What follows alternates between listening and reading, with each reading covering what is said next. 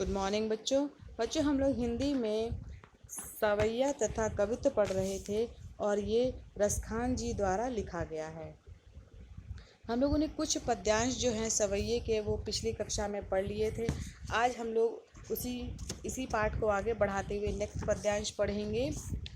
तो चलिए शुरू करते हैं। कहने भये बस बांसुरी के अब कौन सखी हमको चाहिए, निस धौंस रहे संग साथ लगी यह सौतनी तापन क्यों सहिए। जिन मोह लियो मन मोहन को रस खानी सदा हमको दई हैं, मिली आओ सबे सखी भाग्य चले अब तो ब्रज में बांसुरी रहिए। इसमें जो कठिन शब्द है बच्चों उसके अर्थ इस प्रकार हैं। चाहिए मतलब चाहेगा, निस्धौस मतलब रात और दिन, सौतनी मतलब पति की दूसरी पत्नी, तापन मतलब दुख को, सही मतलब सहेगा, जिन मतलब जिनसे, और देह मतलब जलाएगी, रहिए मतलब रहेगा।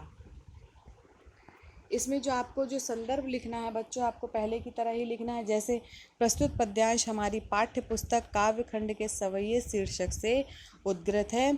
यह कवि रसखान द्वारा रचित सुजान रसखान से लिया गया है। तो यही संदर्भ आपको पूरे कवित्व में पूरे सवैये में लिखना पड़ेगा। अब इसका जो प्रसंग है वो इस प्रकार है कि प्रस्तुत सवैये में कवि रसखान ने गोपियों का श्री कृष्ण की बांसुरी के प्रति सौतन रूपी भाव का वर्णन किया है।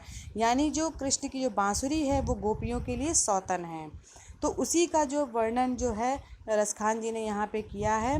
तो इसकी व्याख्या बच्चे इस प्रकार है कि एक सखी दूसरी सखी से कहती है कि हे सखी, कृष्ण को तो उनकी बांसुरी ने पूर्ण रूप से अपने वश में कर लिया है, कि पूरी तरीके से जो है बांसुरी जो है ने उनको अपने कब्ज़े में कर लिया है। अब हमें कौन चाहेगा, अब हमको कौन मानेगा और हमें कौन चाहेगा और हमसे कौन प्रेम करेगा। उनकी बांसुरी तो रात दिन उनके साथ ही रहती है और हमसे कौन प्रेम करेगा। ये बांसुरी जो है वो तो उनके दिन हो चाहे रात हो उन्हीं के साथ चिपकी रहती है। यह तो हमें सौतन की भांति दुख दे रही है, और जैसे सौतन जो है दुख देती है पति की पहली पत्नी को, उसी प्रकार ये बांसुरी भी हमें सता रही है, हमें क्या कहते हैं दुख दे रही है। इसे हम कैसे सहन करेंगे और हम इसे सहन नहीं कर पा रहे हैं। इस बांसुरी ने मनमोहन श्री कृष्ण को अपने मुंह में फंसा लिया है। और ये सौतन बांसुरी जो है इसने श्री कृष्ण को अपने जाल में फंसा लिया और हमें ईर्ष्या से हमेशा जलाती रहती है और ये हमें हमेशा चिढ़ाती रहती है, हमें जलाती रहती है। हे सखी, आओ हम सब मिलकर इस ब्रज से भाग चले, क्योंकि अब तो ब्रज में श्री कृष्ण के साथ केवल ये बांसुरी ही रहेगी और ये जो बांसुरी है यही केवल इनकी जो है प्रिय है। और अब हम लोगों का यहाँ पे रहना ठीक नहीं है, अब चलो हम सब लोग भाग चलते हैं यहाँ से। अर्थात इस बांसुरी के मोह ने श्री कृष्ण को पूरी तरीके से अपने वश में कर लिया है, अतः हमारा यहाँ अब कोई नहीं, अर्थात श्री कृष्ण के प्रेम से वंचित होकर हमारे ब्रज में निर्वाह नहीं हो सकता है। यानी कि अगर हम लोग यहाँ पे रहना भी चाहें तो भी हम उनके प्रेम के बगैर नहीं रह सकते, क्योंकि उनका प्रेम तो केवल बांसुरी के लिए ही है। इस पद्यांश में बच्चों जो काव्य सौंदर्य है वो इस प्रकार है कि ब्रज भाषा का प्रयोग किया गया है, रस श्रृंगार है, शैली मुक्तक है, छंद सवैया है, गुण माधुर्य है। अलंकार बच्चों जो अनुप्रास अलंकार है इसमें बस बांसुरी संग साथ और सबे सखी में क्रमशः ब स और स वर्ण की पुनरावृत्ति होने से यह अनुप्रास अलंकार है बच्चों। नेक्स्ट है बच्चों इसमें जो अलंकार है वो रूपक अलंकार है। यहाँ गोपियों की सौतन रूपी बांसुरी का वर्णन किया है, जिस कारण यहाँ रूपक अलंकार है। जो भाव साम्य है वो इस प्रकार है कि सूरदास ने भी मुरली के प्रति गोपियों की ईर्ष्या का ऐसा ही सुंदर वर्णन अनेक स्थानों पर किया है कि मुरली तव गोपाल ही भावती सुनिरी सखी यद्यपि नंद लाल ही नाना भांति नचावती। यानी जो श्री कृष्ण हैं उनकी जो बांसुरी है उसके बारे में उसके प्रति जो ईर्ष्या है गोपियों के मन में वो भी सूरदास जी ने दर्शाया है। नेक्स्ट पद्यांश है बच्चों कि मोर पखा सिर ऊपर राखियों, गुंज की माल गरे पहिरूंगी, ओढ़ पितंबर ले लटकी, बन गोधन ग्वारन संग फिरूंगी। भावत वो ही मेरी रसखानी, सो तेरे कहें सब स्वांग करूँगी, या मुरली मुरलीधर की अधरान धरी अधरान धरूँगी। जो इसमें जो कठिन शब्द हैं उसके अर्थ बच्चों इस प्रकार है कि मोर पखा मतलब मोर के पंखों से बना मुकुट, राखियों मतलब रखूँगी, गरे मतलब गले में, पहिरूंगी मतलब पहन लूँगी, पीताम्बर मतलब पीला, लकुटी मतलब छोटी लकड़ी, भावतो मतलब अच्छा लगता है, स्वांग मतलब श्रृंगार अभिनय, अधरान मतलब होठों पर, अधरा मतलब बांसुरी।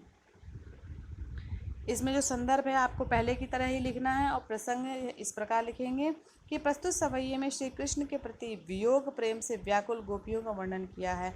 अब इस पद्यांश में जो श्री कृष्ण से अलग हो गई हैं गोपियाँ, उस समय जो उनके मन में जो वियोग का प्रेम है उसको उसकी व्याख्या रसखान जी ने की है। तो व्याख्या बच्चों इस प्रकार है कि एक गोपी दूसरी गोपी से कहती है कि मैं तुम्हारे कहने पर मोर के पंखों से बने मुकुट को अपने सिर पर धारण कर लूँगी। अगर तुम कहोगी तो मैं जो मोर से बने जो मुकुट है, मोर पंखों से बना जो मुकुट है उसको मैं पहन लूँगी, गुंजाओं की माला अपने गले में पहन लूँगी। यानी कि जो फूल हैं उनकी बनी हुई माला को हम अपने गले में पहन लेंगे, पीला वस्त्र ओढ़कर और लकड़ी अपने हाथ में लेकर जंगल में गाय और ग्वालों के साथ भी घूमूंगी, ये सब कार्य मैं करूंगी। तुम जो लीलाएं करने को कहोगी वही सब करूंगी। यानी कि एक सखी दूसरे से कह रही है कि जो भी तुम कहोगी काम करने के लिए वो सब मैं करूंगी, अर्थात जो लीलाएं श्री कृष्ण को पसंद है वही लीलाएं मैं करने के लिए तत्पर हूँ। परंतु मैं उस बांसुरी को अपने होठों पर नहीं रखूंगी, लेकिन सारे कार्य तो मैं करूंगी, लेकिन एक कार्य नहीं करूंगी कि मैं अपनी उस बांसुरी को अपने होठे पर नहीं रखूंगी जो श्री कृष्ण के अधरों पर अत्यंत सुशोभित लगती है, क्योंकि बांसुरी गोपियों को अपनी सौतन जैसी प्रतीत होती है। उन्हें बांसुरी से ईर्ष्या है क्योंकि वह श्री कृष्ण के ज़्यादा ही मुँह लगी हुई है। यानी इसलिए क्योंकि ये हमारी सौतन है, हम इसे अपने पास नहीं रख सकते हैं और ये कुछ ज़्यादा ही मुँह लग गई है श्री कृष्ण के। इस पद्यांश में बच्चों जो काव्य सौंदर्य है वो इस प्रकार है कि भाषा जो है ब्रज भाषा का प्रयोग किया गया, रस श्रृंगार है, शैली मुक्तक है, छंद सवैया है, गुण माधुर्य है और अनुप्रास अलंकार है। इसमें बच्चों गोधन ग्वारन सब स्वांग और मेरी रसखानी में क्रमशः ग स और र वर्ण की पुनरावृत्ति होने से यहाँ पर अनुप्रास अलंकार है। नेक्स्ट अलंकार है यमक अलंकार। मुरली मुरलीधर में मुरली यानी बांसुरी और मुरलीधर यानी श्री कृष्ण के लिए, और अधरान धरोंगी में अधरान होठों पर, अधरा मतलब बांसुरी, अर्थात एक ही पंक्ति में समान शब्दों का दो बार प्रयोग किया गया है परंतु उनके अर्थ अलग अलग हैं, इसलिए यहाँ यमक अलंकार है बच्चों। ठीक है, नेक्स्ट वीडियो में हम लोग पढ़ेंगे कवित्व जो कि रसखान जी द्वारा लिखा गया है।